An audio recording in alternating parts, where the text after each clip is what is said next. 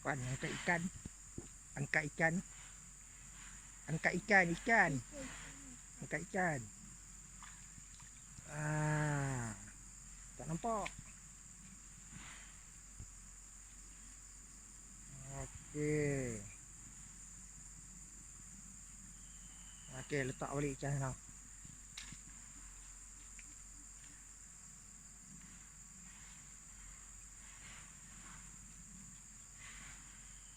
Dia sangkut tadi tu. Pusing balik. Tapi umpan, bubuh lain. Pasang lain. Pasang umpan. Tengok ni cacing tu. Cacing ayak. Pakai bagian panjang dulu. Pakai panjang, jangan takut. Beranikan diri. Cacing dia kena beranikan diri. Bukan siapa cacing tanah.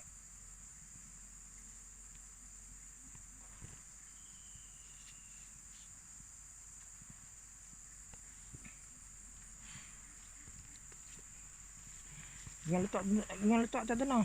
Lagi jangan letak atas pasir. Atas pasir tak mau letak. Lagi dia ni lari masuk dalam pasir.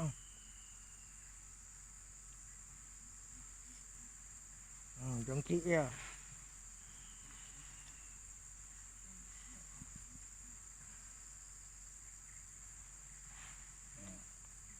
Jelak weh.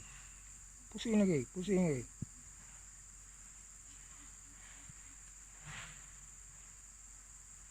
Sampai ni penuh kat mentekai tu.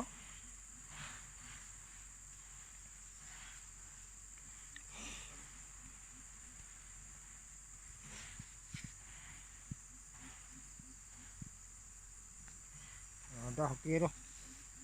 Boleh stop tu. Stop lah.